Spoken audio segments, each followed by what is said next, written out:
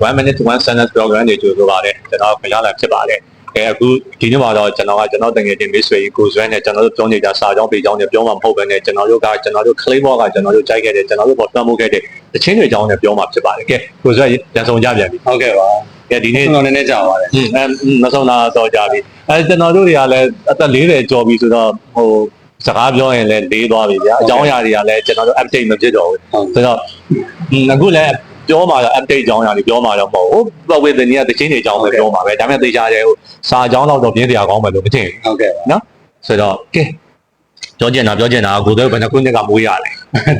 ကိုတို့တစ်ဖက်သက်ကြိုင်းနေတဲ့သူတွေရှိပြီဆိုရင်ဒါကိုတို့ရဲ့မွေးသက်ပိတ်လို့သိပြီဆိုတော့ပြင်တွက်လို့ရပြီလေဟုတ်ကဲ့ဘယ်နှခုနှစ်မွေးရလဲ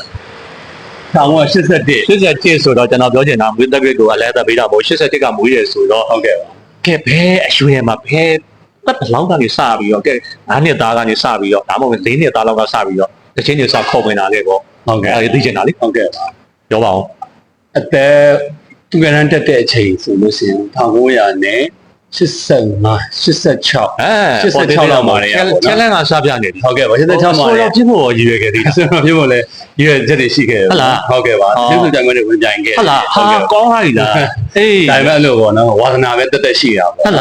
းနောက်ကုန်းရှားပြန်ပြီးတော့ပြောအဆိုပြန်ခွင့်တော့ဝင်သွဲခဲ့သေးတယ်အဆိုပြန်ခွင့်တော့ဝင်တယ်ဒါတော့ကျွန်တော်လည်းဖြတ်ပြောလာရမယ်ကျွန်တော်ကပါခဲ့တယ်အရေးပြိုင်ခွင့်တွေကျွန်တော်ဝင်ပြီးသွဲခဲ့သေးတယ်ချက်ဖို့တော့ကောင်းတယ်ကျွန်တော်ကိုဝါသနာရှင်အဆင့်လေဟုတ်ကဲ့ကိုရေးတတ်တယ်လို့မသိဘူးအဲ့မဲ့ကတဲ့ကွာတော့အဲ့ဟိုပေါ့ lyrics ပေါ့ကျွန်တော်တို့အဲ့တော့ဟုတ်ကဲ့ဘယ်လိုခေါ်မလဲ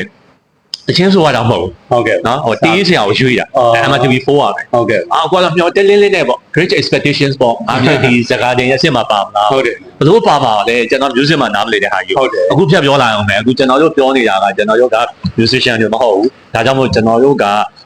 musically ကျွန်တော်တို့ပြောမှာမဟုတ်ဘူးကျွန်တော်တို့ရဲ့ဒီ emotionally အရာကျွန်တော်တို့ပြောမှာဖြစ်တယ်ဒါဆိုရင်ကျွန်တော်တို့ကဘာပဲပြောဘသူတွေပဲဝေဖန်လာတာပဲကျွန်တော်က easy ပဲဟုတ်ကဲ့ကျွန်တော် musically ကပြောမှာမဟုတ်ဘူးကျွန်တော်ခံစားတဲ့ဘက်ကနေပြောမှာဖြစ်တယ်ကဲသူကပြောလို့ရတယ်ဒီစာပေဂီတရုပ်ရှင်ဆိုတော့လည်းသူကလည်းတွဲတဲ့တသားတဲ့လိုလည်းဖြစ်ခဲ့တယ်ပေါ့နော်ငငယ်တော့ဒါအောင်နားမလည်ဘူး1986အထက်ကတင်မြကြီးနားမှာသူကတန်းကျောင်းတက်တယ်မြကြီးနားဟုတ်ကဲ့ပါမြကြီးနားမြို့ကနေကျောင်းတက်တဲ့ခါကျတော့အဲ့လိုပဲဒီခေတ်လိုမိဘတွေတတိတတိုင်းလိုက်ဖို့တဲ့ခေတ်လည်းမဟုတ်တော့ကျောင်းသားလေးတွေကိုယ့်အကိုပဲတကယ်ချင်း2ယောက်တွဲသွားတယ်ပေါ့နော်သွားတဲ့ကလည်းအဲ့ဒီဆိုင်ကြီး3ဆိုင်လောက်ကိုဖြတ်သွားတယ်ပေါ့နော်အဲ့ဒီ3ဆိုင်ကြီးကဖြတ်သွားတယ်အဲ့ဒီမှာဘာသချင်းတွေအများဆုံးနေတိုင်းကြားရလဲဆိုတော့86သူငယ်တဲ့ခဲ့ပါဟုတ်ပြီ86ခွင်းတော့မှာအများဆုံးကြားရတာနံပါတ်1ဆိုင်ရှိရတဲ့ဆောက်ရင်တော့ကော်နီရဲ့ကိုချစ်အဲ့ဒါကိုကြားခဲ့ရအဲ့ဆိုတော့ကော်နီကိုဆွဲလန်းခဲ့တယ်ပေါ့ကြားခဲ့ရတယ်ပေါ့ဒီပြိုကြီးတယောက်ရဲ့ဖွင့်ရဝင်ခဲ့ချက်များနံပါတ်1ကကော်နီပေါ့ကော်နီကနေဟုတ်ပြီဗျတချင်းကအဲ့တော့ကော်နီပဲဟုတ်ပြီမမပေါ့ဟုတ်တယ်ငငယ်လေးသူက series စတဲ့အချိန်မှာနောက် interview ဖတ်တာကော်နီ series စတဲ့အချိန်မှာ18နှစ်ဆိုတာမသိဘူးအရင်ငယ်မယ်ပေါ့နော်အဲ့ကိုချစ်တဲ့ချင်းတာဆန်တဲ့ချင်းကဘာမှမသိဘူးဒါပေမဲ့တေးဆရာမသူလို့လည်းမသိဘူးဒါပေမဲ့တော့အိမ်ကအဖေကအဲ့ခွေလေးဝယ်တော့မှသူ့ခမိန်လိုက်ရန်ဆိုပြီးတော့မှနောက်မှသိရဇုံရဲပေါ့နော်ဒါသူတို့ဆရာတို့ဒီဇုံရဲရလည်းရေးပေးထားတယ်တကယ်ကော်နီရဲ့တာဆန်တဲ့ချင်းနောက်ပြီးတော့မှချစ်ကောင်းရဲ့ coffee ခါနောက်တစ်ဆိုင်ပေါ့နော်ဆိုင်3ဆိုင်ကိုဖြတ်သွားတာကျွန်တော်အမှန်မမဟုတ်ဆိုရင်ဒီလိုလားမသိဘူးဟိုပါပေါ့ကျွန်တော်လည်းအခုဟိုဒီဘက်တီနဲ့အမြန်ပြေးလာလိုက်တော့ဟိုမှာကျွန်တော်ဟိုမှာဆရာရိုက်ကူးရေးဆရာလည်းလာဆောင်နေတော့ကျွန်တော်လည်းသူ့အားနာပြီးတော့အခုဒီရောက်မှကြည့်လိုက်တော့ကျွန်တော်ကက်ဆက်တိတ်ခွေတွေကြံခဲ့တယ်ဟိုဗာလဲသချင်းစာအုပ်တွေကြံခဲ့တယ်မတက်နိုင်ဒီနော်ဒါမပြေဆုံးခြင်းရဲ့နော်ဆိုတော့အမှန်မမဟုတ်တော့ဟိုဖြစ်မလားမသိဘူးအတ္တသို့မဟုတ်ကော်ပီခါဖြစ်မလားမသိဘူးเนาะဟုတ်လိမ့်မယ်ဒါပေမဲ့အဲ့လိုပေါ့နော်အများဆုံးခုအဲ့ကလေးဘွားအကြောင်းသားဘွားဝင်ထွေးကျောင်းဝင်ထွေးအကြောင်းသားဘွားအကြောင်းဖြတ်သွားတယ်ဒီလက်ဖိတ်ဆိုင်ဖြတ်သွားတယ်ဒီဘက်ကကိုချစ်ဆိုအော်ဆိုလိုက်တယ်ပေါ့နော်ဒီဘက်ကလည်းဒါချစ်ကောင်းရဲ့ကော်ပီခါဆိုဘွားခါနုံဆိုပြီးငယ်ရတာခန္ဓာချက်တွေဟိုဒိဗယ်နားမလည်ဘူးဘွားခါနုံဆိုပြီးတော့ပဲအော်ချတာ6နှစ်သားလောက်ကပေါ့6နှစ်သားတော့ငယ်ချင်းတွေပါတယ်အချမ်းမြင့်လေး grab ဆွဲလိုက်မယ်ပေါ့6နှစ်သားချာတိတ်တယောက်တည်းเนาะဒါကြောင်းသွားတဲ့အချိန်မှာ coffee ဆိုင်လေးတွေဒါကျွန်တော်တို့က coffee ဆိုင်ရည်ချင်းမှုနဲ့ကြုံရတာပေါ့เนาะအဲ့ဒီကာလာဆိုတော့တချင်းနားထောင်ခြင်းကျွန်တော်တို့ coffee ဆိုင်သွားရတာပဲเนาะဟုတ်တယ်ဒီနေ့တော့ဖုန်းတစ်လုံးနဲ့ဆိုရင်နားမထောင်ခြင်းမှာဆုံးပေါ့ပုံရနေเนาะဆိုတော့အဲ့ကဲကော်နီကနေပြီးတော့ချစ်ကောင်းလေးအဲ့ကနေပြီးတော့ကြာရင်ချစ်ကောင်းလေးဆိုတော့ချစ်ကောင်းအခုအချိန်ကြာရင်တမျိုးဖြစ်နေတယ်เนาะကျွန်တော်တို့ကဒါဟို artist တွေဆိုတာကကျွန်တော်တို့ကဟိုရှင်းမဦးလို့တော်လို့မတက်ဘူးလေဟုတ်တယ်ကျွန်တော်ကဒီစာရေးဆရာကြီးဆိုရင်တော့ဝင်းဆိုရင်ကျွန်တော်တို့ရုပ်ရှင်တဲ့ဝင်းလို့ဝင်းပဲဇာတိပြဝင်းဆိုတော့ဝင်းပဲဝင်းတော့ခင်တန်းလူဒီလိုမတက်ဘူးလေဝင်းခင်တန်းလူဒီလိုပဲပြောကြတာပဲเนาะဇော်ဝင်းတို့ဒီလိုပဲပြောကြတာဟုတ် ချိုးရတော့မှတ်မှားနေမှာဆိုလို့မင်းတို့ကကိုယ့်တက်ကြီးရသူတွေဥယျာဉ်တော်ရင်မတက်ဘူးလားဖြစ်နေမှာ ဟုတ်တယ်နော်ဒါဆိုဒီမှာကျနုပညာတဲ့နာမည်ခေါ်လိုက်တာပိုအားရသွားတယ်ဒါတခါတလေသာကိုရီးယားအဲ့လိုပေါ့နော်အာကာရာတော်တို့ဟုတ်ဘူးလားထက်ခေါ်တာလေးအကျင့်ပါနေတဲ့ခါကျတော့ဒါနော်ဖြစ်ခဲ့ရတာလေဆိုတော့ငယ်ကလည်းအဲ့ဒီရဆိုရင်သူငယ်တန်းတန်းဆိုရင်ကတော့တော့မဖတ်တတ်သေးတဲ့အရွယ်စာအုပ်တော့မဖတ်တတ်သေးအကြောင်းသွားတယ်အကြောင်းပဲတချင်းတန်လေးအမြင်ကြတယ်ပေါ့နော်ဟိုဂီတကဘယ်လောက်ရေးပါတယ်ဘာမှနားမလဲပေမဲ့အော်ဆိုတဲ့ရှင်စိတ်ထဲမှာပျော်သွားတာအဲ့လိုမျိုးနော်music ကကျွန်တော်တို့ကဘယ်လိုပြောရမလဲဆိုတော့ဟိုနားလည်ပြမလို့နှလုံးသားရှိရသူတိုင်းကျွန်တော်တို့ခံစားလို့ရနေရပါတော့သူရဲ့ဒါအားသာချက်တွေတော့ပြောလို့ရမှာတော့မသိဘူးဆိုတော့ကော်နီချစ်ကောင်းကဲအဲ့ကနေတရှင်းပေါ်လေးနည်းနည်းလေးတက်ပြီးတက်ပါအောင်ဘာတက်တယ်ဟိုတက်တယ်ဆိုတာကိုကအဲ့ဆိုတော်တွေရဲ့စွမ်းမှုကိုခံရတယ်လောက်ပါအောင်အများစုဆိုရှင်အဲ့ဒါအိမ်ကပြန်လာတိုင်းအဖေကအဲ့လိုကက်ဆက်လည်းဝါသနာပါတယ်မိကလည်းဝါသနာပါတယ်အိမ်ပြောင်းလို့ရှိရင်မြဲချူကဒါဂီတချစ်ဂီတချစ်မိသားစုကပေါက်ပွားလာတာဟုတ်တယ်စာပေဂီတမိသားစုလိုဖြစ်ခဲ့တယ်ဟုတ်တယ်မင်းတို့ကိုယ်တိုင်တော့စာပေဂီတနဲ့အဲ့စောင်းဆိုင်နေငါးဆိုင်နေနဲ့ဖွင့်ခဲ့တာလည်းပါမယ်ပေါ့နော်ပြီးတော့ဖြောပြစရာလည်းအဲ့တုန်းကမတ်ရဆိုအိမ်မဲ TV မရှိဘူးကက်ဆက်တော့ကောင်းကောင်းတစ်လုံးရှိတယ်ပေါ့နော်အဲ့ဒါကျောင်းနေပြန်လာလို့ကျောင်းပေါက်ရှိတော်ဆင်းပြနေပြီလေဆင်းပြသွားတယ်အိမ်မဝရောက်တာနဲ့အဲ့ဒီနှုတ်မဆက်နဲ့ငိုချင်တယ်ဆိုတော့ဒါဆိုတင်အောင်ရဲ့အတန်ကိုကြားပြီးတော့မှဒါကိုရဲ့ကျောင်းပြန်သူ့အတန်လုံးကြီးอ่ะเนาะအဲ့အမျိုးတော်ရဲ့အမျိုးဆက်ရင်ဟုတ်ကဲ့အဲ့ထားတော့နောက်မဟုတ်ဘူးဟိုတကယ်တော့မသိဘူးသူကအဲ့ဟိုတရုတ်စာတိုင်းနေမှာဆိုတဲ့ခါကျတော့ဆိုတော့ဒီဂျင်မီဂျက်ဟာမိခေါ်ဂျင်မီဂျက်လို့ခေါ်တော့ဒီမိတဲ့ဟာအသားဖြူဖွေးထားမောင်းနဲ့တရုတ်ကြီးတယောက်ပဲဖြစ်ရမယ်ဆိုပြီးတော့တော့ခင်မိရနော်ဟုတ်ကဲ့ပါဘာသာတကားမျိုးဆိုသူဆိုတာလဲဒိဗယ်လည်းနားလဲတာမဟုတ်ဘူးအဲ့နှုံးတဲ့နဲ့ငိုချင်တယ်တောင်ကြီးဧည့်သည်နောက်မုံမုံမေမေပေါ့နော်ဒါတွေတစ်ပတ်တစ်လဲကြတယ်အင်းသားချင်းတွေကလည်းအပြိုင်ဖွင့်လာတော့မှတချင်းလာကွဲသွားတယ်နော်ဒီဘက်အိမ်ကမုံမုံမေမေရောက်ဒီဘက်အိမ်ကတောင်ကြီးဧည့်သည်ဒီလိုမျိုးဖြစ်ခဲ့တယ်ဆိုတော့ဒါကျိုးသိမ်းအောင်ဒါပြောမှတော်ရွှဲရင်ဝင်ဒါရွှဲရင်ဝင်ဟုတ်ကဲ့ပါအမေမြဲဖွင့်တတ်တယ်ဆိုတော့မိမိလေးရဲ့မေမေချောင်းလားမသိဘူးခလေးထိနဲ့တချင်းပေါ့နော်တကယ်ဟိုပါပေါ့နော်အစောပိုင်းပေါ့နော်လို့ပြောရမှာပေါ့ဆိုတော့ကဟိုသူတို့ရဲ့ဒီစာသားတွေရဲ့စွမ်းမမှုကိုရင်ခံရတာပေါ့အဲ့တော့အဲ့ဒါနားလဲပြီလားစာသားတွေဂီတတွေဘယ်လိုနားလဲမှာလဲရမ်းငယ်နေတာအော်လိုက်တာအဲ့ဒါဟိုဆိုဒီနောက်လေတန်းလောက်ကြာလို့ရှင်တော့နည်းနည်းခံစားတတ်လာပြီပေါ့နော်ကိုလည်းပြောင်းလာခဲ့ပြီဟိုဒီမျိုးဘက်ပဲနီးလာတာပေါ့နော်အင်းစိန်မျိုးအထက်ကဒီအင်းစိန်မှာကျွန်တော်ရဲ့အလေတန်းဟို9တန်းကနေစပြီးတက်တဲ့ခါကျတော့အဲ့ဒီလိုပဲအိမ်သားချင်းမှာလည်းလက်ဖိတ်ဆိုင်ရှိတယ်တောင်ပေးမှာလည်းလက်ဖိတ်ဆိုင်ရှိတယ်လက်ဖိတ်ဆိုင်တွေကပဲဟိုဒီဂီတတန်တွေချင်းတန်တွေကိုလိုက်ဆိုရင်းနဲ့လေအချင်းစာအုပ်ကလေးတွေဝယ်ရကောင်းမှန်းနားလဲလာခဲ့တယ်ပေါ့နော်ကဲဒါဆိုရင်ဟုတ်ပြီအခုကျွန်တော်အဲ့တိုင်းသွားလိုက်ဟုတ်ကဲ့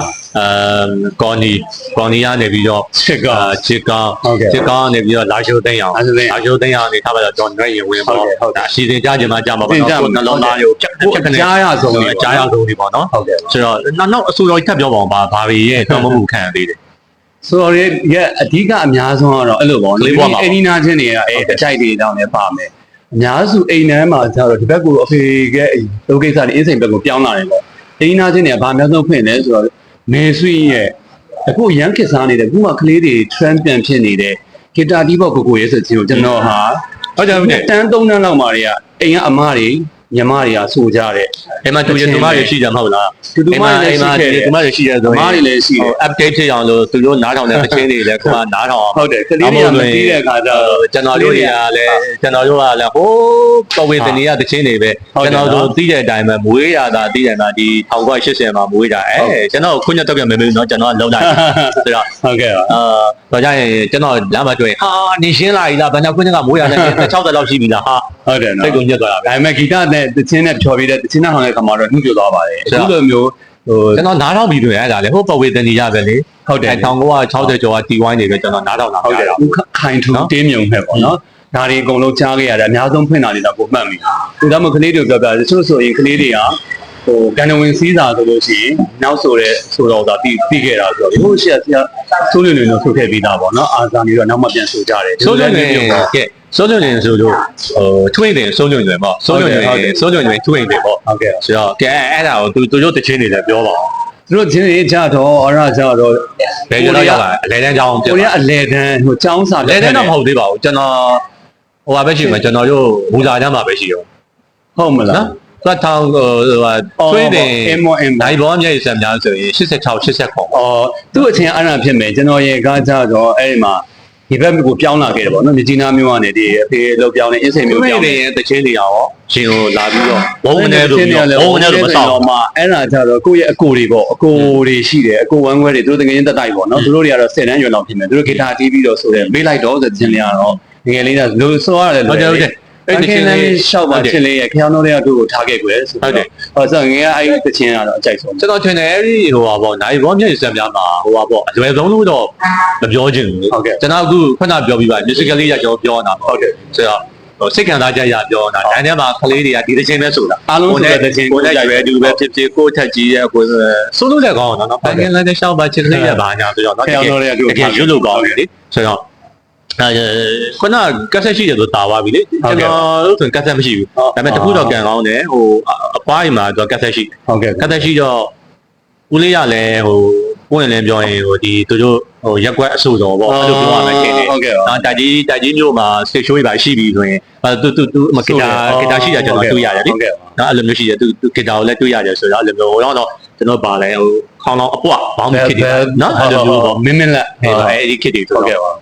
့ပြောချင်တာအဲ့မှာကျွန်တော်တိသက်ဆအရွယ်မှာတော့အဲသူတို့စီကစတွေးရတာကတော့ဒီထွင်တွေရဲ့နိုင်ဘောပြည့်စံများပေါ့ဟုတ်ကဲ့အဲ့ဒီကောင်တစ်ချိန်လုံးဖွင့်တာသူတို့ကဟုတ်ကဲ့ကြိုက်တယ်ဟုတ်တယ်အဲ့ဒီအချိန်မှာနာမည်ရင်းကြော်ကြသွားတော့သူပန်ထားတဲ့ပန်းနေဆိုတော့တနေ့နေ့တော့ချင်းလာလိမ့်မည်ဆိုတဲ့ချင်းအောင်ကျောင်းသားတွေပေါ့အထူးသဖြင့်တော့ရေဖြူစိတ်ကျောင်းသားတွေရေပန်းစားတွေရော73နဲ့14နဲ့ဆက်ကြောတက်ရှင်ခုံပြီးဆိုရင်တော့ဒီတချင်းလေးရကျွေးလို့ကောင်းတဲ့တချင်းလေးပေါ့နော်အဲ့တော့ဒေါ်အိမ်မှာဖွင့်တာအဲ့နောက်တစ်ခွေဟိုပါပေါ့ခင်မောင်သူဟုတ်ကဲ့ပါခင်မောင်သူခင်မောင်သူတဲ့တနေကောင်ဖွင့်တယ်တိပါရောက်ကိုယ်ဟိုခင်မောင်သူတဲ့အဲ့ဒီတဲ့တချင်းတစ်ပုတ်ဆိုရင်တချင်းကောင်းနေတော့မဲ့ကုန်ပြီအငဲဆိုပြန်ဆိုရလေဟုတ်ကဲ့ပါဇက်တော်ထဲမှာလွမ်းဆုံးဆိုခြင်းပဲပြရမှာပေါ့နော်။ဒါ rock sansan ဆိုတဲ့အခါကျတော့ကလေးတွေကဟိုအငဲရဲ့သချင်းတို့ထင်ကြတယ်။ဒါပေမဲ့ကျွန်တော်တို့ကပြောတာအနုပညာဂီတတွေဟာအများတစ်ဖက်လေတတ်တယ်။ဟိုတစ်ဖက်လေနေတာပဲပေါ့နော်။အခုကလေးတွေခစ်စားနေတဲ့သချင်းတွေမှန်သမျှရှေ့ကဆရာတွေအဆိုတော်တွေကဆိုပြီးသားတွေတော့ပေါက်ပြောက်တဲ့သချင်းတွေပြန်နေပြီးတော့မှဒါကာဘာဆောင်းတို့လိုဖြစ်သွားတာပေါ့နော်။ကလေးတွေကမသိကြဘူးပေါ့။ကျွန်တော်တို့အခုဟိုတချင်းအကြောင်းတွေပြောရလို့ပဲဟုတ်တယ်ပေါ့။ဟုတ်တယ်။အစီအစဉ်တက်ကြမှာလည်းတဲ့မှာ။တဲ့ဦးနဲ့အစီအစဉ်တက်တယ်မတက်တယ်ပေါ့။တက်တယ်ဆိုတော့လည်းကန်းစီပြီးပေါ်လာတယ်လေ။အဲ့လိုပြောတာပဲကောင်းပါတယ်။နောက်မို့ဆိုရင်ကျွန်တော်တို့ကဟို research လုပ်တယ်လို့ဖြစ်တယ်။အဲ့လောက်ဒီကျွန်တော်တို့မလုပ်နိုင်ဘူးလေ။ဟုတ်တယ်ဆိုတော့ research ကမလုပ်နိုင်ဆိုတော့ကျွန်တော်အိမ်မှာနည်းနည်းတော့ဟိုစာတော့လောက်လာသေးတယ်ဥပမာဟိုဇော်ဝင်းထုတ်ကျွန်တော်ဇော်ဝင်းထုတ်အကြောင်းပြောချင်တာဒါပေမဲ့လည်းဟိုအခုကကျွန်တော်ဇော်ဝင်းထုတ် biography လည်းရေးမှာမဟုတ်တဲ့အတွက်ဒါပေမဲ့ဒီအကြမ်းမြင်လေးပေါ့ဒီဇော်ဝင်းထုတ်ကဟိုတည်တဲ့အတိုင်းပဲဆို copy ခစ်ကို copy တချင်းတွေပဲဆိုခဲ့တာတော့ကနေပြင်မှာတော့လူတွေကဟဲ့အောင်မင်းပါဆိုနေတော့ copy ဆိုရင်နှောင်းရှုံနေကြဒီခေတ်ဟုတ်ကဲ့ဒီခေတ်မှာ copy ဆိုလို့မရတော့ဆိုခြင်းနဲ့ဆိုလို့ရတယ်ဆိုပြီးတော့လုံးဝတင်ကြည့်ရောကျွန်တော်တို့ clay ဘွားရောကတော့ copy တယ်မ copy တယ်မသိဘူးနားထောင်လို့ပေါင်းခံစားချက်နဲ့ကြိုက်တာနားထောင်ဆွေးလိုက်တယ်ခံဖွင့်တာပေါ့နောက်ပြီးတော့ဟိုပါပေါ့စောင်းလိုက်ဟုတ်ကဲ့ပါစောင်းလိုက်ပထမဦးဆုံးအခုပြောနေတဲ့တင်းဆောင်ကပြလို့မရအောင်ခဏထုတ်တာလေမင်းရဲ့သူရဲ့ကောင်းဆိုပြီးဟုတ်ကဲ့ပါဆိုတော့ကာဘာဟိုမှာလေးကိုစိတ်ဝင်စားတယ်လေအဲ့ဒီမှာဟိုပါပေါ့မင်းရဲ့သူရဲ့ကောင်းတယ်မှာဆိုရင်သူကဟိုပါပေါ့ကျွန်တော်ကြိုက်တဲ့ဟိုတချင်းပေါ့နှစ်ပုတ်ပေါ့နှစ်ဘက်တစ်ခွေလုံးကြိုက်တယ်နော်ဒါပေမဲ့အဲ့ဒီမှာကွာလဲအဲ့ဒီမှာကွာဟို1990လေးလေဟုတ်ကဲ့သူကဟိုရှားတေးထုတ်လုပ်ရေးဆိုတာရှိတယ် CMB ဟုတ်ကဲ့ CMB ရှားတေးထုတ်လုပ်ရေးဆိုတော့ဟိုပေါ့1990လောက်မှာကျွန်တော်တို့ကအခုတမာလေဟိုပေါ့ဒါရှင်းမြန်တဲ့ဖုန်းတွေပဲနော်ဆိုတော့ဟိုကိုယ်တည်းရောရှီပြိသက်လားဟိုပြောချင်တာကဟုတ်ကဲ့ပါနော်ဆိုတော့ဒီမြန်မာပြည်မှာဒီဂီတဂျာနဲ့အလင်္ကာလည်းတော်တော်အရေးကြီးတယ်ဟုတ်ကဲ့ပါဆိုတော့ဒီမှာဟိုဆရာဦးမျိုးမြတ်သူဆရာဦးမျိုးမြတ်သူကအဲ့လိုမျိုးဒီမှာဝင်ရေးတာကိုကျွန်တော်တွေ့ဘူးတယ်ဟုတ်ကဲ့အဲ့ဒီမှာဆိုရင်60ခွန်ဒီအလင်္ကာဂျာနဲ့တစောင်းမလားမလို့သူအဲ့တစ်နှစ်ပတ်လုံးရဲ့ဟုတ်တယ်နော်ဘယ်ခွေတွေထွက်တယ်ပေါ့ဗျာအဲ့တေးထုတ်လုပ်ရေးတွေကိုကျွန်တော်ကြီးကြည့်ရအခုပေါင်းကတော်တော်များတယ်20ကျော်30လောက်ရှိအခုတော့ရန်ကုန်မှာ2ခု3ခုတောင်ကြံသေးရလားမသိနော်ဆိုတော့ပြောချင်တာကိုဆိုရ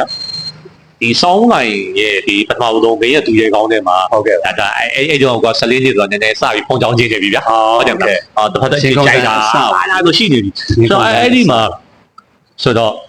့နှစ်ပုတ်တော့ပြောလိုက်နော်ဟုတ်ကဲ့ဒါတပုတ်ကတိုင်းစားနေတယ်တပုတ်ကခွင့်ရှိနေတယ်ဒါလေးကိုယူပြီးကျွန်တော်တို့ဒီအပိုင်းလေးပထမတစ်ပိုင်းခဏသိမ်းလိုက်ကောင်းတာပဲကျွန်တော်တို့နော်ဆိုတော့အဲ့မှာအတိုင်းစားမယ်တယ်မှာပါလဲဆိုတော့စာသားလေးကျွန်တော်လုပ်မရအောင်ကျွန်တော်ချင်းစာသားလေးလုပ်မရတာကျွန်တော်ရဲ့ဟိုပါပဲအားသာချက်ပဲအားသာချက်ပေါ့တချင်းစာသားတွေလုပ်မရတာကျွန်တော်ရဲ့အားသာချက်ပဲတိုင်းစားမယ်တယ်မှာသူဒီမှာကျွန်တော်ရေးထားတာ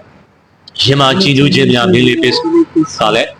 ပေးနိုင်စွမ်းပါတယ်သူတွေကတော့ကောင်းတယ်လည်းငါမသိချင် ဟုတ်ကဲ့ ကိုစွဲရလေးယူကြည့်လိုက်ကိုစွဲချင်းဆိုတဲ့ကြောက်ချင်းမဆိုတဲ့ ဒီဟာကျကျွန်တော်အချင်းငယ်ရဲ့ပြန်တမ်းမှုကိုပေါ်ဆိုင်တာပေါ့တောင်မန်တွေမှာအပြူရေဟိုဆန်းရမကြမဲအဲ့ဒါလေးကိုပို့ပြီးတော့တိုက်ခဲ့တယ် နောက်တော့ အဲ့ဒါ နောက်တော့တော်တော်မိုက်တယ်အဲ့ဒီနောက်တော့ခွင့်ရှိရင်အဲ့ဒီကောင်ကဘာကိုတွေ့လဲဆိုသူ့ရဲ့ဒီဆိုရပါနှက်မှုကိုတွေ့တယ်ကျွန်တော်လိုက်ဆိုကြည့်ကြသူရှေ့ရဆိုရဗျာဟို shadow ရင်းမှာနောက်ကနေလိုက်ဆိုလို့တော့မရအောင် ဟုတ်တယ်လေ ရုံနဲ့ data crash ပိုင်းမှာဒါချစ်ချောင်းတရားပဲတောင်းစီများလို့လေချွေယူနေရုံနဲ့ဒါအချစ်များအကြောင်းပဲထင်းချုံများလို့လေချွေယူနေကိုယ်နဲ့ဝင်းမှာဘယ်လိုနေလဲဒီညာမျိုးတွေမကြုံချင်းနဲ့ချစ်သူကိုဘယ်လိုတွေ့ရှိမှရှိမှလည်းကိုဒါပဲတွေးချင်တယ်ဟုတ်ကဲ့ခင်ဗျာရွတ်လို့တော့ဖြစ်သွားရအဲ့ဒါတချင်းဒီဟိုဒီ melody ပုံစံမျိုးလေးနဲ့ဆိုရင်ရန်ကောင်း ဟုတ်တယ် तू ကလည်းသူ့တန်လေးကလည်းတော့ Q နာတန်အတန်တေးသေးလေးနဲ့ ဆန်းချောင်းသားလားမသိဘူးဆန်းချောင်းထဲမှာကျွန်တော်ကြုံမှုရတယ်တော့ကြိုက်တယ်နော်အဲ့လိုမျိုး အရင်ကြိုက်တယ်ကိုရီးယားအဲ့တုန်းကငယ်လဲငယ်သေးရဆိုတော့သူ့ရဲ့ဒီ popular ဖြစ်ဆုံးဖြစ်တဲ့ကျက်ဆက်တဲ့မြင်နာမှာရစမှုတွေခံယူခြင်းတယ်ဆိုတော့အဲ့ဒီအပိုက်ကိုတော့ကြိုက်ဆုံးနဲ့အလို့ရဆုံး အဲ့ဒီတစ်ခွေလုံးကြီးကကြိုက်တယ်ဒါပေမဲ့အခုကျွန်တော်လောလောဆယ်မှာအဲ့အတိုင်းစားမဲ့နဲ့ခွင့်ရှိ ကိုဒါကို ဂျင်းမစီလို့ချင်းများမလေးတင်ကျွန်တော်မစိုးတတ်ဘူးကျွန်တော်ဂျန်ကွာကိုပြောလို့ပဲဟောမင်းမစိုးတယ်မရှိဆောင်းကာရိုဂေဆိုင်မှာဆိုရင်ကျွန်တော်နှစ်ပုတ်ပဲဆိုရင်ဟိုဗာလဲထွင်းတဲ့ညီလေးကြီးနဲ့ကျွန်တော်ဗာလဲစိုးသူရဲ့အချစ်စစ်ပွဲလားအဲ့နှစ်ပုတ်ပဲဆိုရပါ ဒါ masterpiece နှစ်ပုတ်ပေါ့နော် ပြောတာကောင်းတယ်ကြောက်ဆက်ပြောအောင်ပဲဟုတ်ကဲ့ပြောကျွန်တော်တို့ဒီကုန်းတယောက်ပြီးဆက်ပြီးတောက်ကြည့်ပေါ်အောင်တောင်းပါ များတယ်ပါတယ်